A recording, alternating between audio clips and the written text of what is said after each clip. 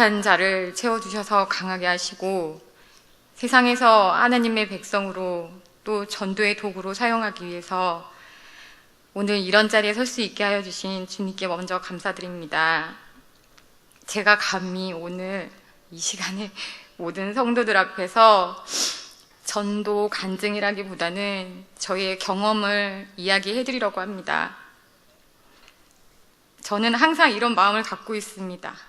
전도하고 싶다. 근데 방법을 모르겠다. 하지만 제일 먼저 전도는 제가 하는 게 아니고 전 전도의 도구일 뿐이라는 걸 항상 인정을 했습니다. 전도는 제가 한 게 아니고 그 과정, 모든 것이 하나님이 책임지신다는 것을 항상 믿으며 마음도 한결 편해지고 처음 보는 이들에게도 거침없이 담대하게 이야기할 수 있었던 것 같습니다. 정말로 이런 마음만으로도 전도가 되었습니다.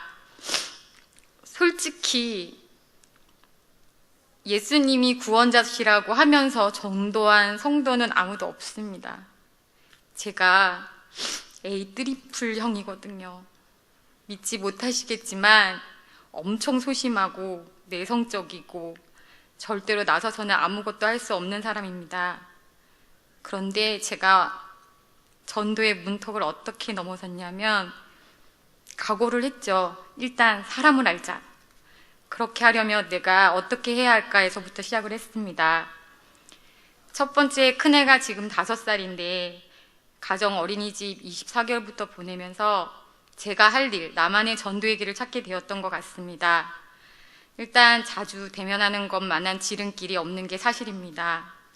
아이의 등교, 하원 시간, 엄마들을 만나면서 일단 익숙해지기, 모임하기, 특히 집으로 초대하여 정기적 나눔을 통해서 아이들의 성장 과정들의 담소를 나누며 친숙해지기, 모임 10명이라면 그 중에 1명씩 접근하여 마음을 들어주고 그 다음에 교회를 초대하면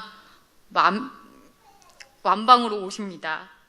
두 번째, 아이들을 공략했습니다. 놀이터에 갈 때는 간식을 최대한 많이 싸서 가서 아이들 다 몰려옵니다.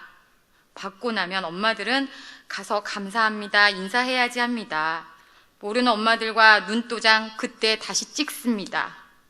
한두 번 인사하고 이야기하고 전화번호 교환하고 놀이터에서 한 엄마를 만날 때까지 기다리다가 들어갈 때도 있습니다.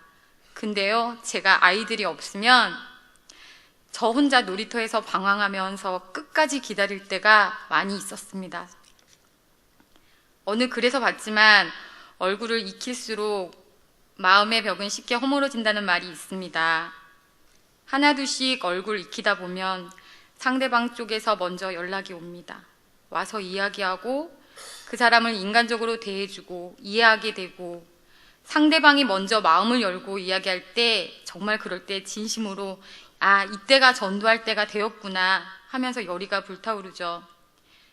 무엇보다 예전에 제 성격으로는 도저히 할 수 없는 행동들이라는 거죠. 제가 어느 순간부터인지 잘 모르겠지만 전도는 제 자신을 사랑하는 마음에서부터 비롯된 것 같습니다. 제 자신을 사랑하지 않았을 때 나를 숨기고 어두운 곳에서 헤매이고 그 땅 저 살만 생각했었는데 지금부터 와우리 교회 다니면서 3년 전쯤 제 자신을 사랑하는 마음을 주신 말씀이 있었습니다. 이사야서 44장 2절, 너를 지으며 너를 모태에서 조성하고 너를 도와줄 여호와가 말하노라. 이 말씀이 전 새로 태어난 기분이었습니다. 여기서 많은 저의 삶의 이야기를 할 수 없지만 저에게도 많은 쓴뿌리가 있는 것 같습니다.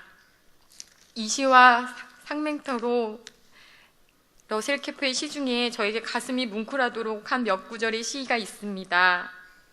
당신이 당신이 된 것은 이유가 있지요. 당신은 하나님의 신묘막측한 계획의 한 부분이에요. 어머니의 자궁 안에서부터 손수 당신을 지으신 그분, 그러기에 당신은 그분이 원하는 바로 그 사람이지요. 물론 당신이 당한 고통 견디기 쉽지 않았겠지만 하나님 역시 당신이 마음이 상했을 때 눈물을 흘리셨어요. 당신이 사랑받는 당신이 된 이유는 하나님이 계시기 때문이죠 라는 시입니다. 지금은 어느 상대를 만나더라도 만남의 목적이 제가 전도가 되었습니다. 그런데 어느 날 기독교 방송에서 한 목사님이 평생 한 명 전도법으로라는 사람부터 전도해야 한다는 이유를 전도를 만나서 복음을 전하고 끝내는 것이 아니기 때문이라고 설교하신 적이 있습니다. 그래서 그 이후에 잠시 딜레마에 빠진 적도 있습니다. 그 한 사람이 제대로 복음을 받아들일 때까지 가까이에서 멘토가 돼주는 것이 진정한 전도라면 제가 도대체 어디까지가 전도인 건지, 제가 해야 될 선이 어디까지인 건지 혼란스러웠습니다. 전도를 하면 할수록 비난을 듣기가 다반사이고, 오죽하면 혹시 전도하면 수당받아요? 하고 물어볼 때도 당황하기도 했습니다. 초신자, 새신자, 정말로 아기들 다루듯 어루만져줘야 하고 제 마음도 몸도 지치고 있을 때 무엇보다 남편의 말 한마디, 넌 주위 사람들에게 그 오지랖 좀 그만 떨라고 하는 소리에 마음이 너무 많이 아팠습니다. 등록을 했다 해서 나 몰라 할 수도 없고 정말 속이 많이 상하고 마음이 너무 아팠습니다. 저의 남편 하나도 마음 다스리지 못하고 믿음을 성장시키지 못하면서 남을 전도한다고 이리 뛰고 저리 뛰고 하는 모습이 잘하는 것일까 자책하면서 다시 시간을 뒤돌아보면서 한편으로는 미안도 하고 한편으로는 저를 이해 못하는 남편이 미울 때가 많았습니다. 그럴 때 저에게 주신 말씀이 계셨습니다. 이미 복음 전도의 길이 고난임을 알려주셨습니다.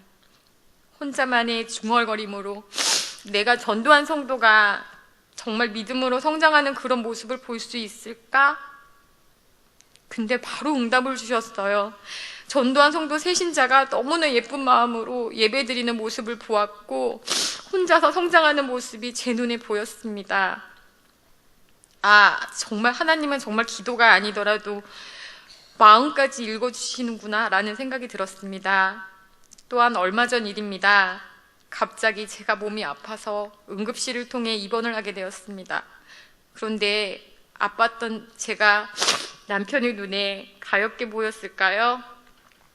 아파서 누워있을 때 그동안 남편과 서먹하고 닫혀있던 마음이 조금씩 열리게 되었고, 남편과 아이들과의 시간이 없어서 항상 불만이었던 아이들과의 관계도 더욱 많은 애정으로 아이들에게 남편이 관심을 갖게 되었습니다. 그런데 남편 또한 제가 병원에 있는 동안 제가 전도했던 성도들이 남편이 회사에 출근을 제대로 할 수 있게 도와주고 퇴근하기까지 3살, 5살 두 아이를 돌봐주고 챙겨주었습니다. 이때 살며시 남편에게 물었죠. 내가 전도한 성도들에게 했던 것이 오지랖만은 아니지? 하고요. 남편이 그래, 오지랖만은 아니었네 하는 순간 눈물이 울컥했습니다. 저에게 육체적으로 고통을 약간의 충격을 주시며 1타 3피로 어떠한 방법이든 하나님만이 할 수 있는 남편의 마음을 움직이게 해주셔서 요즘은 남편의 도움으로 다시 사람을 대면하고 사귀고 전도도 더욱 신나게 열의를 갖고 하게 되었습니다. 어떤 일이든 내가 해준 행동 일명 오지랖, 아이돌 보기, 마음 알아주기, 이야기 들어주기, 행사 챙겨주기 등 그런 일로 그 마음에 상대방에게 복음이 들어간다면 전 무조건 전도가 된다는 이야기를 전하고 싶습니다. 각 사람마다 성격과 기질이 다르기 때문에 전도도 어떤 것이 정답이다, 어떻게 해야 한다 답이 없는 것 같습니다. 또한 관계전도에서 이제는 예수님 믿으니 너무 좋습니다라고 외칠 수 있고 전도하려는 사람을 위해 기도하고 끊임없는 관심을 가진다면 그 영혼을 위해서 분명 성령님께서 일하고 계실 것이고 우리는 도구로 쓰임 받을 것입니다.